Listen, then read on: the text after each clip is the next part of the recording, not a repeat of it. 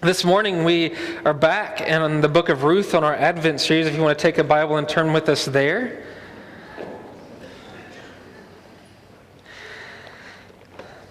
And just to give us some background of where we are and where we're going this morning, I'm going to begin reading in Matthew this morning. Matthew chapter 1, it says, "The book of the genealogy of Jesus Christ, the son of David, the son of Abraham. Abraham was the father of Isaac, and Isaac the father of Jacob, and Jacob the father of Judah and his brothers, and Judah the father of Perez and Zerah by Tamar, and Perez the father of Hezron, and Hezron the father of Ram. And Ram the father of Amminadab, and Amminadab the father of Nahshon, and Nahshon the father of Salmon, and Salmon the father of Boaz by Rahab, and Boaz the father of Obed by Ruth.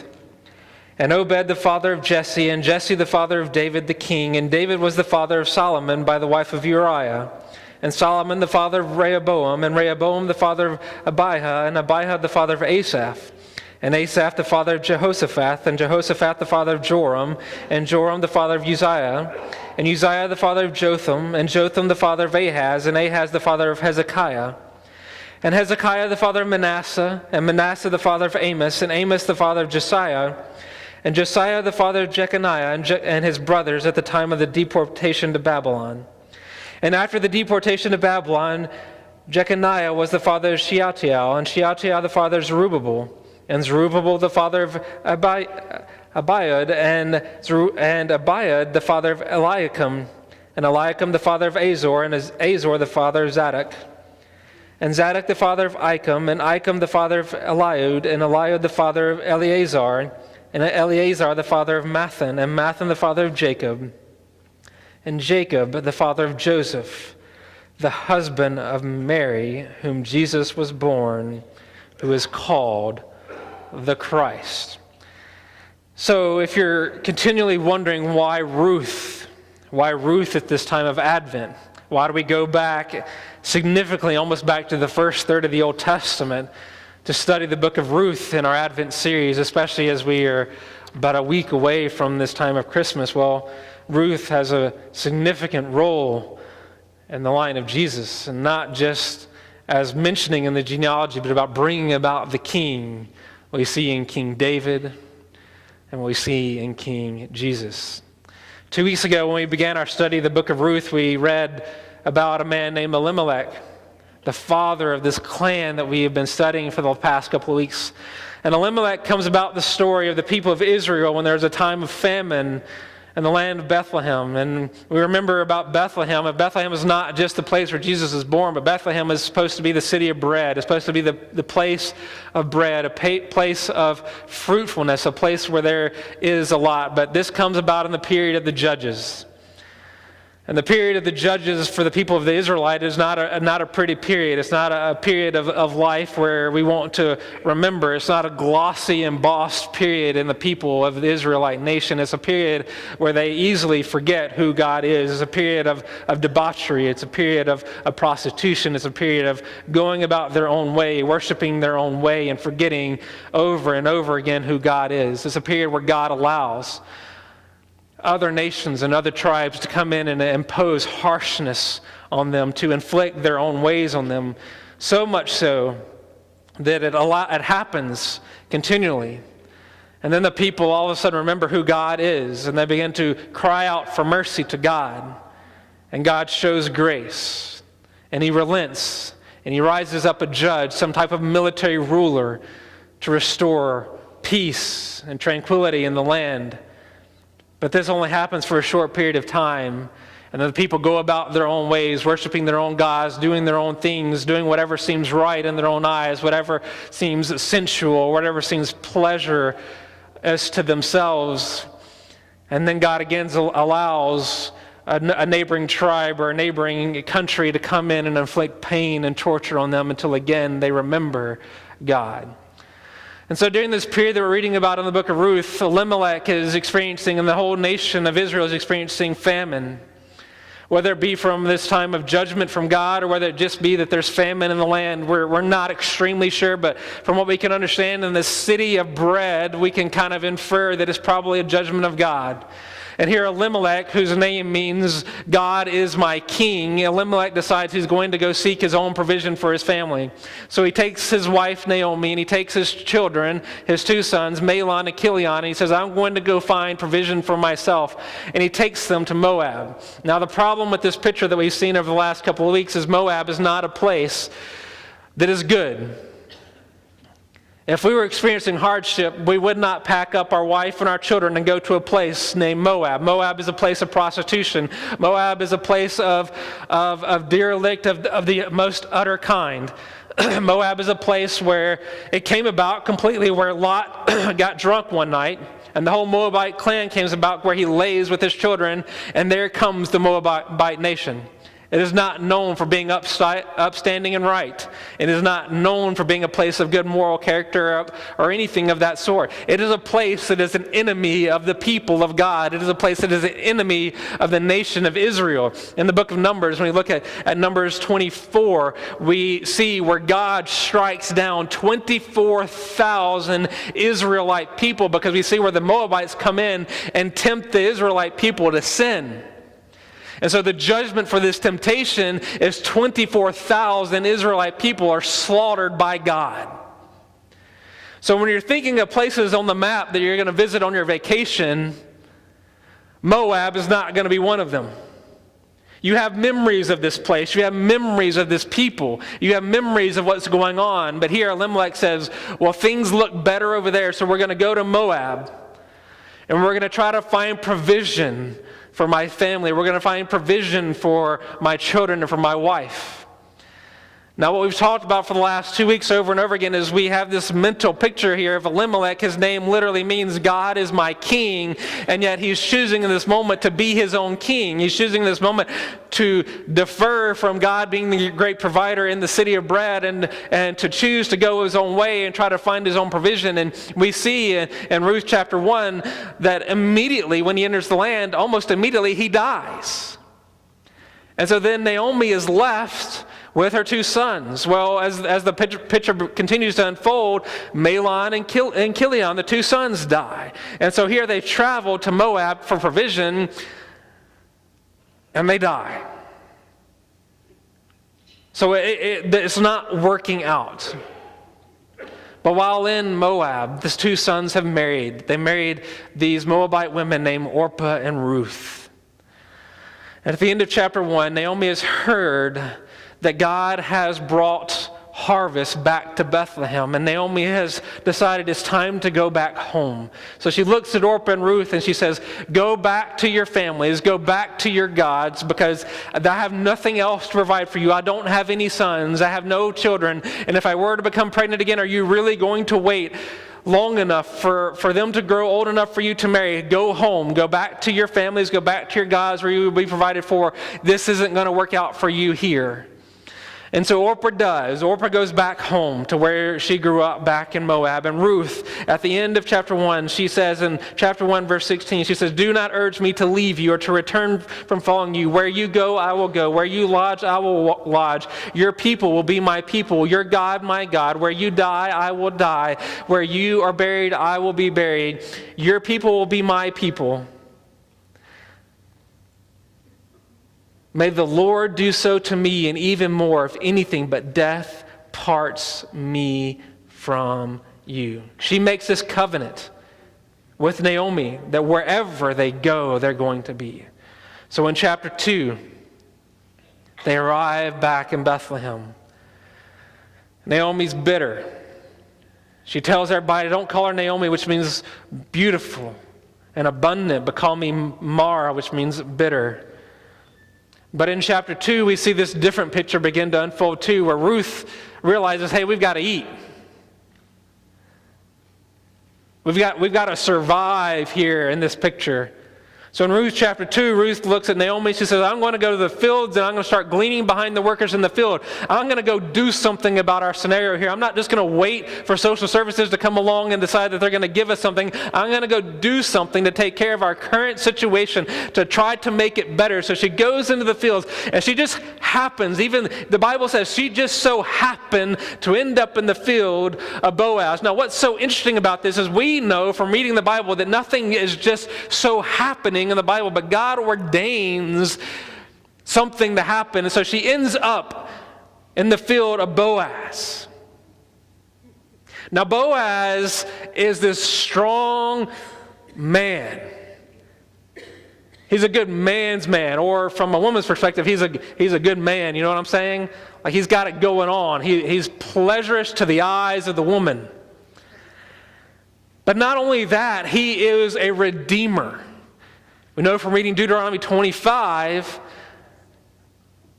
that in the culture here, that if there is a kinsman alive, they are to marry and take care of the widows. But what Naomi has forgotten, or in her clouded depression and bitterness, what she might have pushed back to the back of her mind, is that there is a redeemer available. When she was shooing them away in chapter 1, when she was shooing Orpah and Ruth away, saying there's nothing left, there was one redeemer in Boaz. And what we're going to learn today in chapter 3, there's another redeemer to take care of the family. So she ends up in the field of Boaz.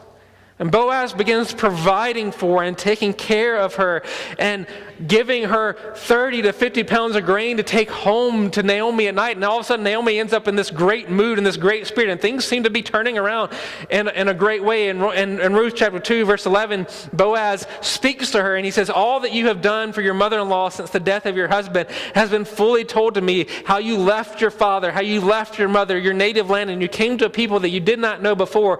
The Lord repay you for what you have done, and a full reward is given you by the Lord, the God of Israel, under whose wings you have come. Take refuge. So we see this prayer that Boaz prays over Ruth come to fruition here. God's sovereignty is on display. Ruth has walked in the providence of God's plan faithfully. Boaz has recognized his responsibility in encouraging and strengthening the faith of this widow who is lonely, who is destitute in this moment of great loss and heartache. As we see at the end of chapter 2, we see two widows who are celebrating the provision of God, who are no longer clouded in bitterness, but now hopeful in the providence of God. Now, this morning, as we come into chapter 3, let us not be so closed off that we miss the message of hope this morning, that we miss the message that God has for us on this Advent Sunday. I'm not ignorant to the fact that we, as a family, have experienced great pain in the last 12 months. We've been there. We've taken this journey together. But as we deal with what God has brought us through, remember the message of Ruth is that God often ordains great tragedy to display enormous triumph through the lives of His people. And so this morning, as we look at chapter 3, let us see the hope. Let us see the providence. Because when we do, chapter 3 is going to look completely different in our lives. And so let's begin by reading chapter 3, verse 1. And then Naomi, her mother-in-law, said to her Ruth, my daughter, should not I seek rest for you, that it may be well with you? Now, we're going to pause here for a moment. We're going to take this verse by verse.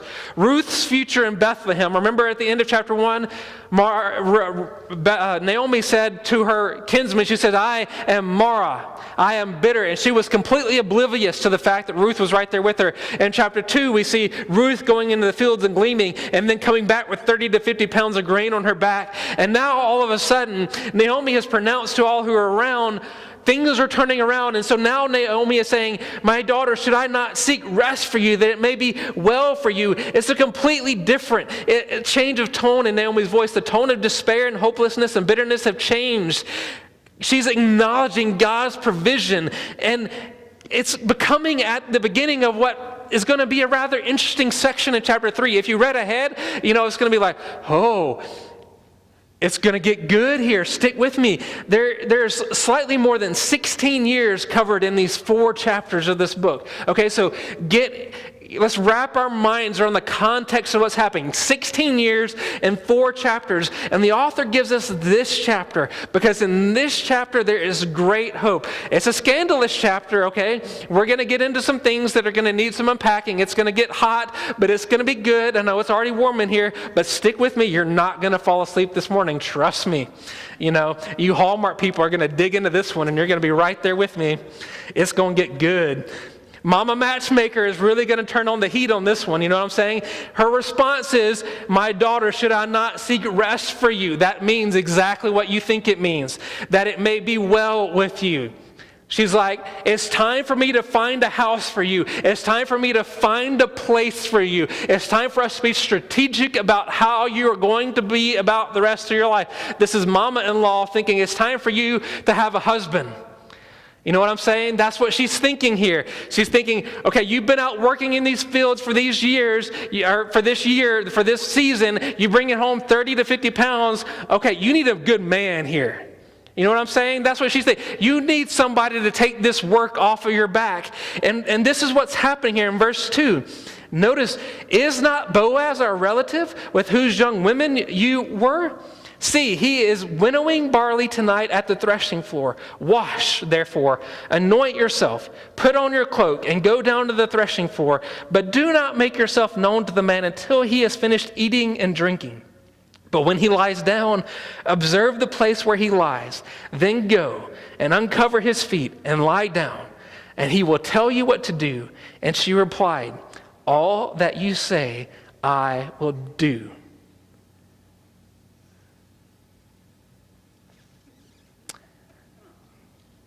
Okay.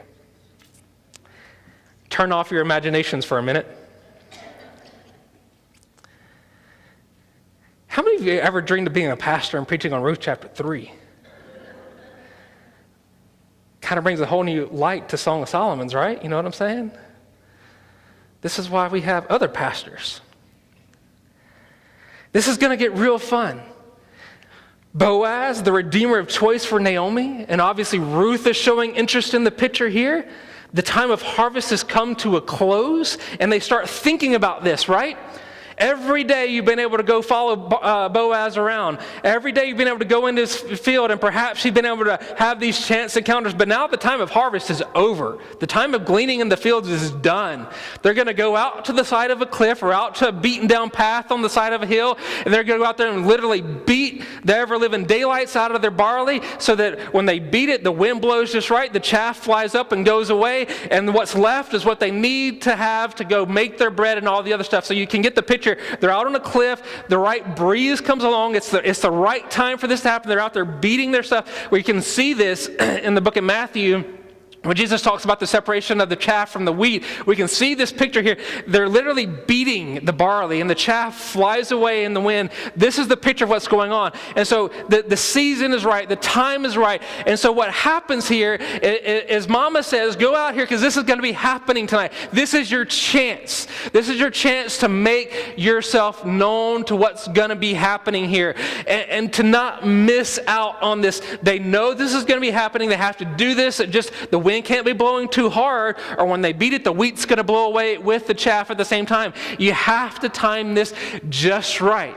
Y'all following with me so far? So this is a strategic farming plan. If you've been in farming, you know that you plan this thing right. You have to plow the fields at the right time. You have to harvest the fields at the right time. You have to take care of everything.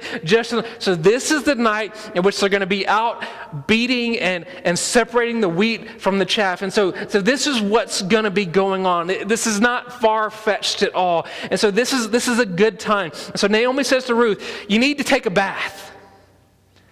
Okay, for those of you New Age people who think baths came along here in the last few years, no. This is a biblical thing. Being clean is good. If you're single and you're looking for a date and you haven't taken a bath in a while, start here. Okay? You start here. It's a good thing to take a bath every once in a while. It's biblical, not even just good, it's biblical. You can even take this out of context and it's still good to take a bath every once in a while. And she even says, smell good. So, just a good idea if you're single and you're wondering why you're still single. If you haven't taken a bath in a while, start here, okay? That's just a side note from the pastor, okay? Just throwing that out there. She tells Ruth to put on her cloak. Okay, but we won't fly past that. But that's a good note too, okay? We can make fun of that and think about Ruth for a moment. When we look at Ruth in chapter 1, we don't get much of Ruth besides the fact that she was married to she was married to Mahlon or Chilion. She loses her husband, and then beyond that, we don't know much of her story. Okay, so we travel through this part of the book with Ruth. She's been working hard in the fields. I mean, she's not just some random lady who's out there, but she's putting in maybe a harder day's work than some of the men who are around. You know what I'm saying? She's carrying 30 to 50 pounds of barley home every night to Naomi. I mean, she's putting in a good day's work. And so here, Naomi says, take a bath, get clean, put on some of that frou-frou stuff. But think about it. She's been mourning the loss of her husband.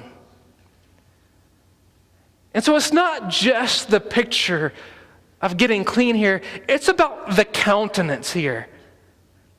It's about putting it back together, recognizing that God is preparing you. It's about preparing yourself for what? It's a strategy. Okay, because we could take this and we could have a whole lot of fun with chapter 3, and we could say this is about being scandalous, it's about being improper. But if we look at this through a strategic plan of righteousness, which it is, and it's still going to be a lot of fun, then we recognize that in this chapter, we see Naomi is giving Ruth some interesting advice, but really good counsel to move forward. So she says, take a bath, get clean, put on a good cloak. Now, again, we look at this and we're like, dads, you never give your children this advice, right? Ever. You don't ever say to your children, go lay down at this man's feet or hide from this man, and then lay down on his feet, and then do whatever he tells you. You never give that advice to your children, I hope. Like, you have a big bat for that kind of stuff. Anyway, but look at and remember what Boaz has prayed in Ruth chapter 2, verse 12. He says, the Lord repay you for what you have done, and a full reward be given you by the Lord, the God of Israel, under whose wings you have come to take refuge. This is still the prayer that is being answered, even in what we might perceive as somewhat scandalous or somewhat sketchy. This is the strategic plan here. This is a plan of humbleness. Ruth is not going and demanding that Boaz redeem her. Naomi is not approaching him saying, hey, you are our kinsman and all. Why aren't you stepping up to the plate? She's not going and demanding that Boaz arrive at the scene and do his job. No. She is approaching him, and she is lying at his feet and waiting for him to respond. Now, we must recognize that this is going to go crazy wrong for Ruth. It could go crazy wrong for Naomi. If Boaz wakes up and he's freaked, he could send her off in the middle of the night. And that's a problem. Because remember, at the end of the harvest, what are people doing? They're partying. Because the hard work is over. They're having a good old time, because at the end of the harvest, you have put in your hard labor. You are reaping the benefits of the harvest season. We see Jesus even use language at the end of the harvest of it being a celebration, it being a time to come together and to celebrate. So what we see here, it's a time of celebration. So if Boaz wakes up and all of a sudden he's freaked and he's like, what is going on here? I don't want any part of this. He can send Ruth off in the middle of the night to walk back home in the darkness when these people are partying and possibly drunk and whatever else. And he could put her at great danger of being taken advantage of, and anything that your mind could picture there. Boaz could be angered and report the scene to the city elders, and Naomi and Ruth could both be ostracized. And think about this. Who is Ruth? Ruth is a Moabite. And so in this moment, think about it for a moment, Ruth could be seen as just being a Moabite who is seeking pleasure, seeking to bring temptation back to the Israelite people. She could be seen in her true light, seen in her true colors. I mean, Naomi is really putting a lot on the line here.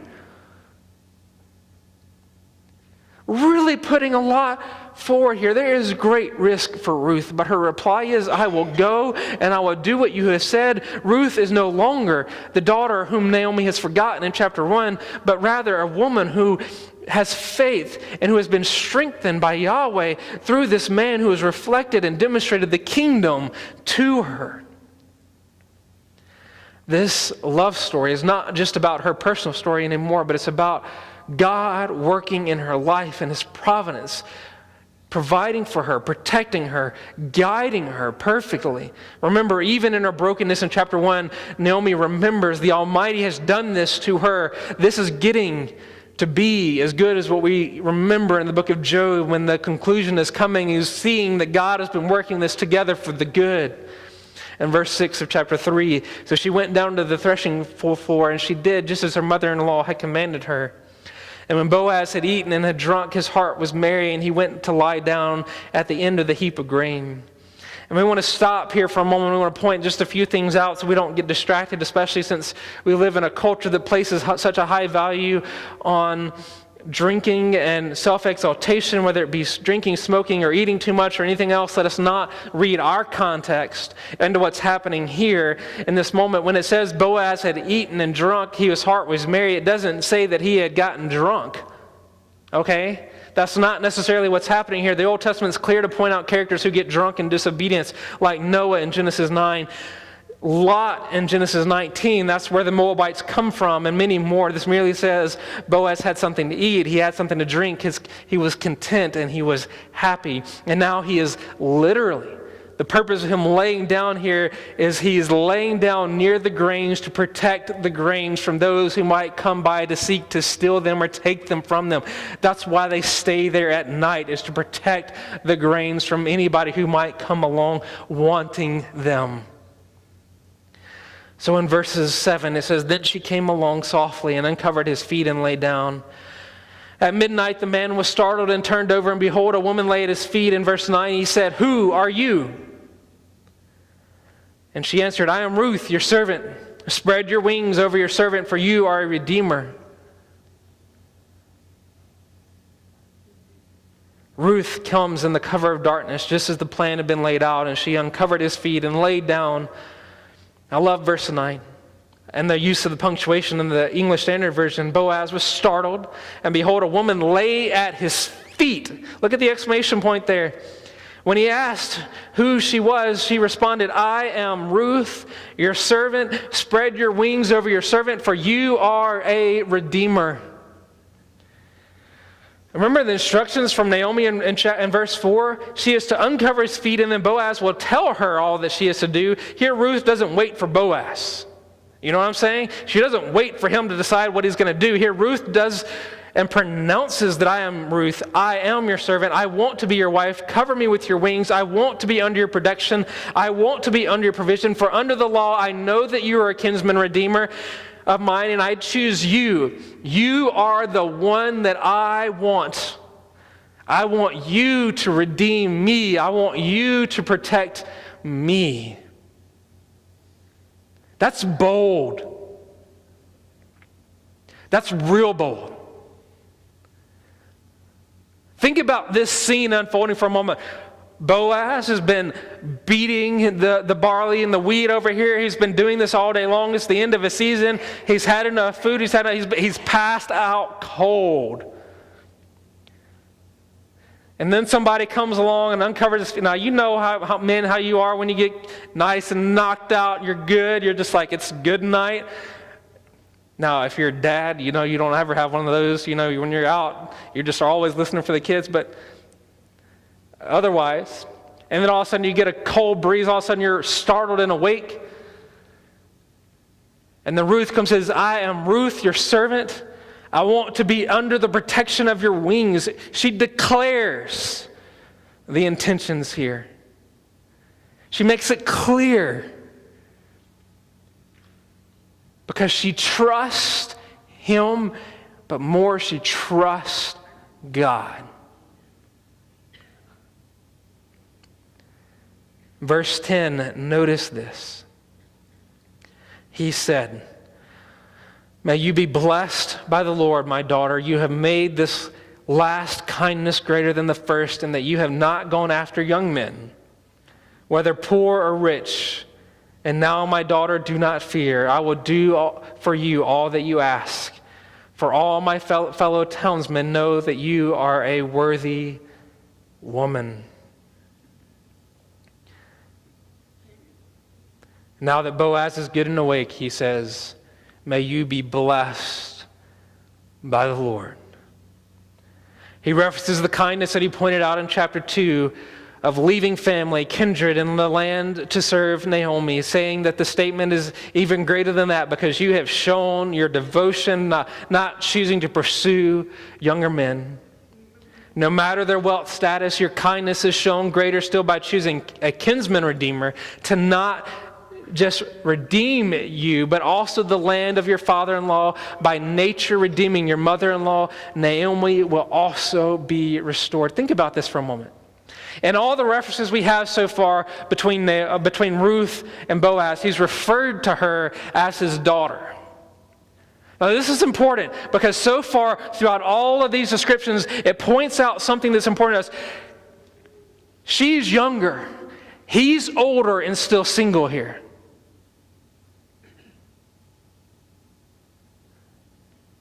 It's important that when Ruth got back to town,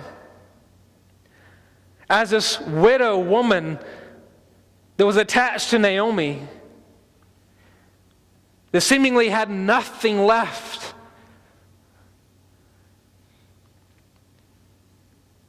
she didn't go pursuing anybody she wanted.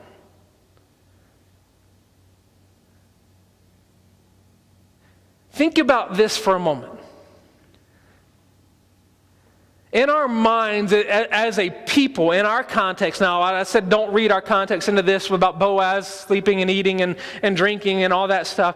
In our context now, in this moment, sometimes we read into what other people think of us and we limit ourselves based on other people's perceptions of who we are or what we're like or what we can do or what we cannot do, right? We let other people place this artificial barrier or this real barrier on us, and we live up to other people's expectations of us, right? That's a real thing. There's enough people in here who can back that up. So when people think we are this way or we are not this way, we either decide we're going to live up to what they think of us, or when we get to the threshold of what we think we can do based on what other people say we can, we stop. Well, that's all they want us to do, so we're going to stop there.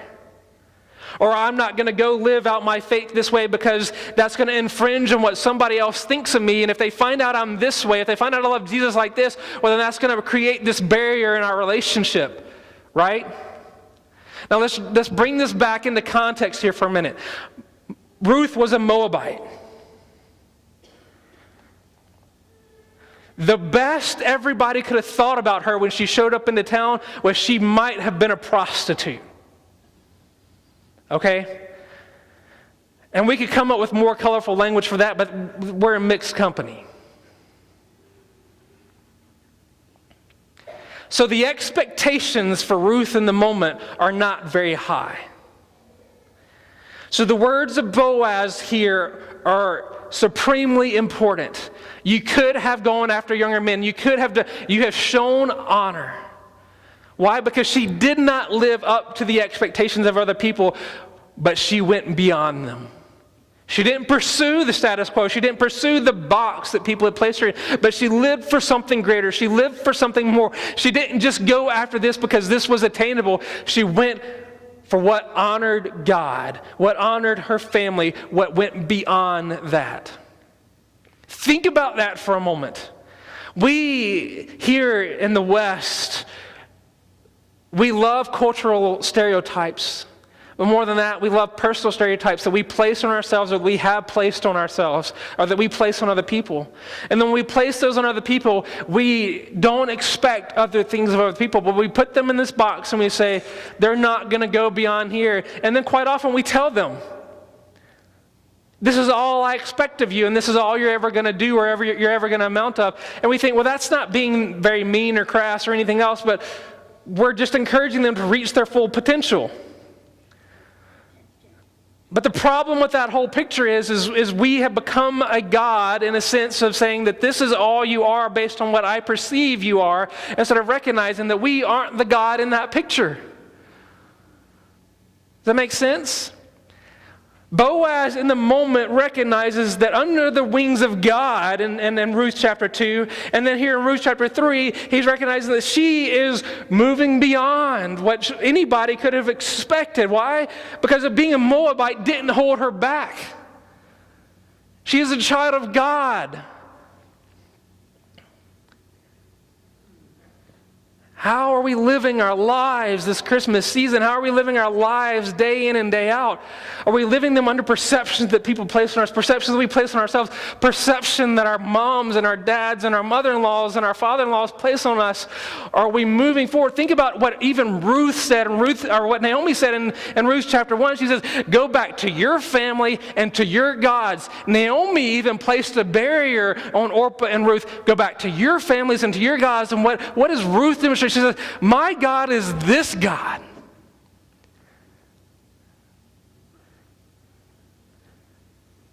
Do we see the picture coming here? It's about so much more. And we say, but it's okay because we're worshiping and we're seeing God. But are we really? Because if we're really worshiping and we're seeing God, we recognize that the people of God have the fullest potential of the kingdom of God when we see God. There is no limit to the people of God when we worship God, because what the people in Pakistan this morning who were bombed by a bomber worshiping God have the same potential as the people gathered here worshiping God when we're worshiping God. We're the people of God. We have the same potential to see and pursue the kingdom as anybody else, anywhere else, all the time. There are no limits on the kingdom of God. That's hugely important. It's hugely important as we live our lives and go about pursuing and understanding the kingdom. That's what Jesus talks about when he comes back and he addresses the Pharisees and the scribes. He says, you're making all these rules and boundaries that aren't even there. And what are your rules and boundaries about? It's about limiting people so that you stay here and people stay here. And do we not do some of the same things in the church? Make all these rules and boundaries to keep people here so that we can keep a system going here. But we should move on to verse 12. In verse 12, Boaz says, and now it is true that I am a redeemer. Yet there is a redeemer nearer than I. Remain tonight, and in the morning, if he will redeem you, good, let him do it. But if he is not willing to redeem you, then as the Lord lives, I will redeem you. Lie down until the morning. What? This isn't how we saw the story going. She asked for him. He says, wait, there's another one. She has been hoping for Boaz, and Boaz said, wait, there's another Redeemer who comes in line before me. We have to go deal with him first. So again, we've been leading up to this. There's been two Redeemers. Boaz accepts her offer for marriage, but there's a caveat. We have to wait and deal with this other Redeemer first. You talk about a downer to a story. There's never been a greater twist and drama before this one, and Ruth has lost everything. She hears Boaz accept her offer. She has seen hope and promise. She knows that this has been a great night of great risk, and which will appear to end with great reward. But then at the end of it all, there is a final but. There's one other person, one who is closer and should, if he be willing, redeem. That's when we say no. You do this. But notice the other important part of these verses. He says, lie here until morning. Why is this important? Because he doesn't send her off in danger. He still protects her. He still looks over her and protects her during this very tumultuous time. We've got to remember the context of Ruth in the book of Judges is they're not the most moral, upright standing people in the world at the time. They don't really follow God's law. So in verse 14, so she lay at his feet until morning, but arose before one could recognize another. And he said, let it not be known that the woman came to the threshing floor. And he said, bring the garment you are wearing and hold it out. So she held it and measured about 6 measures of barley and put it on her. And then she went to the city. So here the morning comes after the longest night in the lives of both Ruth and Boaz as they both lie there under the stars on that threshing floor, the night contemplating all that has happened and all that's been said. And they both met in the fields those months ago in chapter 2, and they had gotten to this point and what was going to happen tomorrow. Would the near Redeemer redeem her? Would Boaz have the opportunity to marry this woman who he had professed her love for him and who was now laying at his feet? Here were two people full of passion, full of love, brought together by the providence of God, yet knowing that there was still a plan that had to be completed, even in the most obvious of circumstances. This did not make sin appropriate. Boaz was obviously Ruth's redeemer. Boaz had provided for Ruth. Ruth loved Boaz, and Boaz likewise. They desired to be married. They were together by the design and providence of God. Could this story have had the hand of God on it anymore? Probably not. The reality is, even through all of this, through the passion and everything that's going on, we can, in our minds right here in this moment, if we were watching a Disney or Pixar film, we can just see the fireworks going off over the castle. You know what I'm saying? This is one of those nights where nobody's sleeping. You know what I'm saying? It's like what Ruth is sitting over here saying, who's the other redeemer? Like, what is going to happen here in the morning? Boaz is sitting here thinking, what just happened to me? Like, what in the world is going to happen? Like, Ruth has no idea about this other redeemer. Is he nice? Is he mean? If he says yes, does he just want my father-in-law's land? Like all these things going on, and here this picture is going on, and all these things are going through their minds. Everything's happening. But in this world where love and sex are so misappropriated, we see perfect love and sex in their appropriate places. Watch this. They're reserved for marriage. If we look back to Genesis 19, we find a similar story where sensuousness and lust got the best of Lot. And why is that still important in this story? Because that's where the Moabites came from. The ancestors of Ruth. That night in Genesis 19, they succumbed to their passions and desires, and it led to a cursed people who worshiped idols and were given over to their sexual desires. Here in Ruth 3, we find a Moabite woman realizing that righteousness is greater than sensuousness, and they wait. And in the morning in Ruth 3, she doesn't leave having had sex or being pregnant with a bundle, but with a bundle of barley.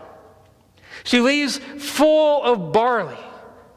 She leaves righteous, full of barley to go home with.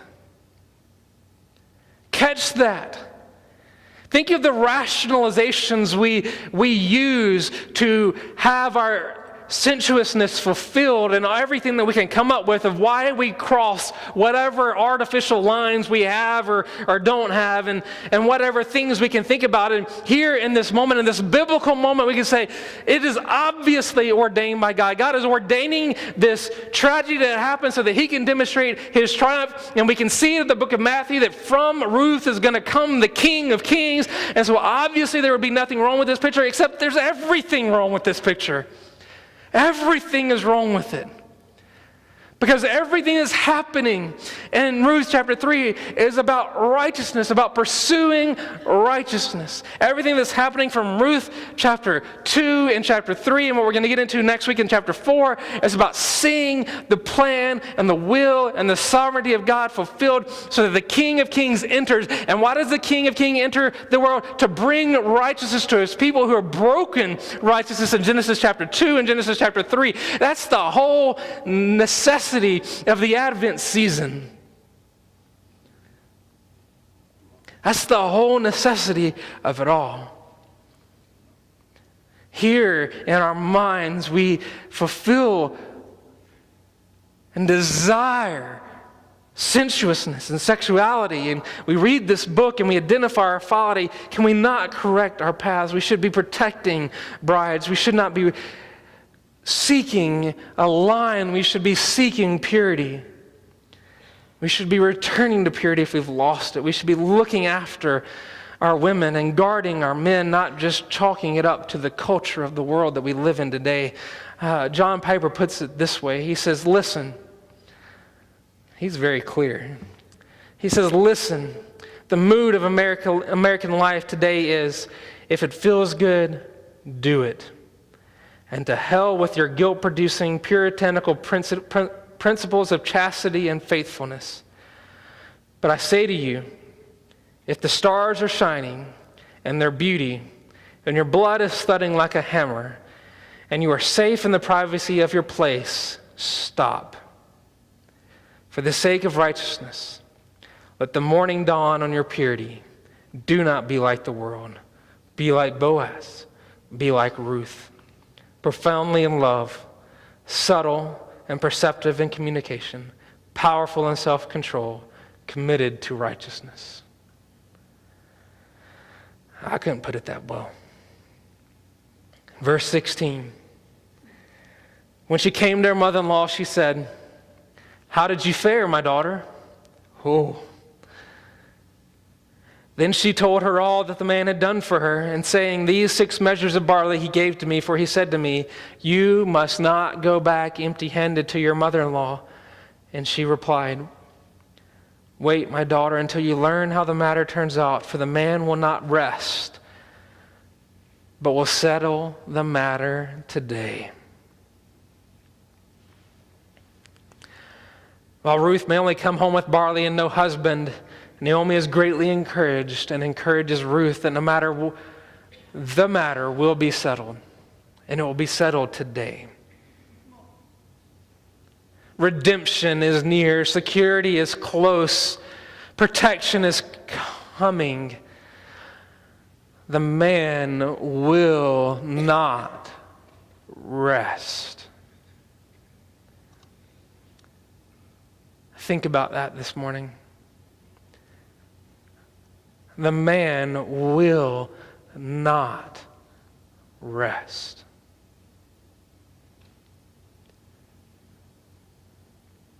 When we look forward to our lives, when we understand our need for righteousness, when we understand our need for redemption, and we wonder and we say so often, "How long, O Lord?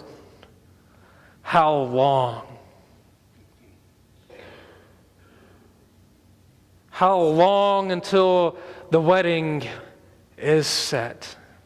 How long until this is complete?" Let us hear the words, "The man will not rest." We have a kinsman redeemer who has come to redeem us this Advent. Many of us are just not willing to humble ourselves and realize that we need redeeming. We would rather chase the young, the more wealthy, or the shinier. As Boaz would put it, and completely ignore the God of redemption who in his providence has brought us through this story so that he could redeem us all. When we look at Ruth, there's a great risk because she had to humble herself before Boaz. She had to completely give it all up to recognize that she was a nobody in need of a somebody to redeem her from everything that she had lost and everything that she was not. And that is where we want to find ourselves, admitting that we are servants in need of redeeming, that we are nobodies in need of a somebody to come and bring us back, to bring us home. Perhaps we would choose the route of self-satisfaction rather than the route of righteousness. This morning, this message points us to a king who has come strategically, righteously, to redeem us from our brokenness, from our bitterness. God is triumphing on the hillside with Ruth and Boaz when they chose honor, when they chose worship, and they chose Him. Let us not forget that God is triumphant in our lives when we stop worshiping ourselves and stuff and recognize that He has come. He has come, He is here, and He is covering us under the wings of His protection.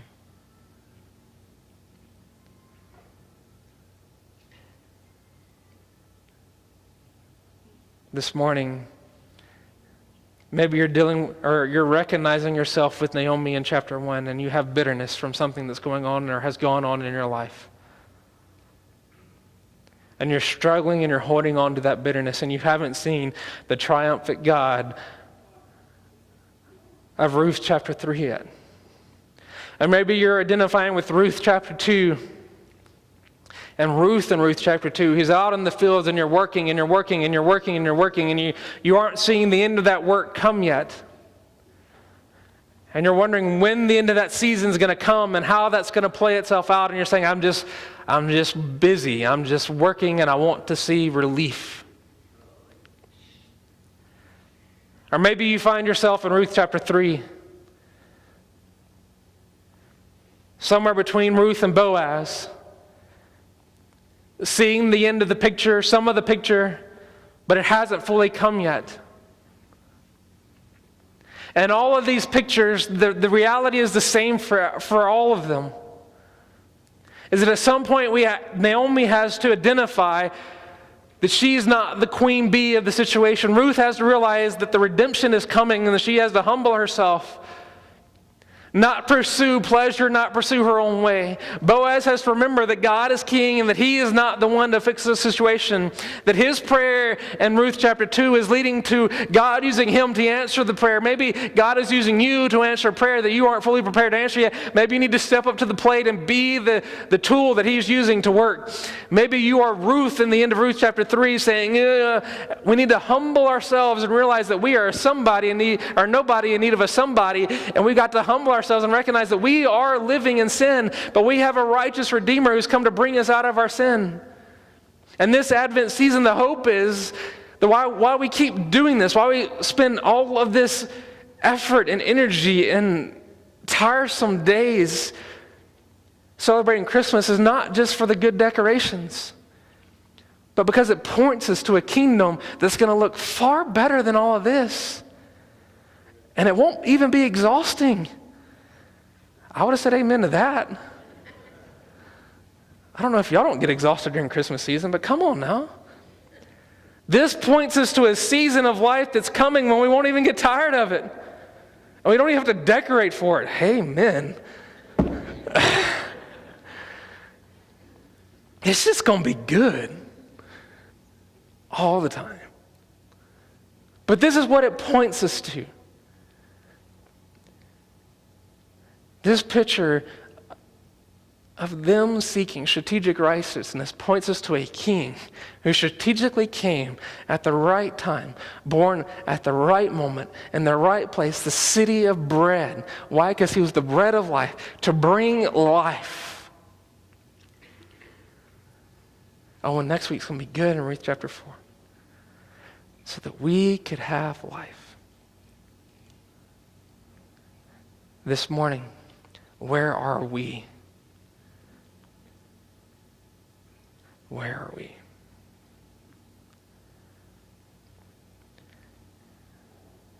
Maybe you've already messed up on the pursuit of righteousness, and you're saying, I've done wrong over and over again. Jesus came to restore your righteousness. Repent, believe, let him restore you this morning.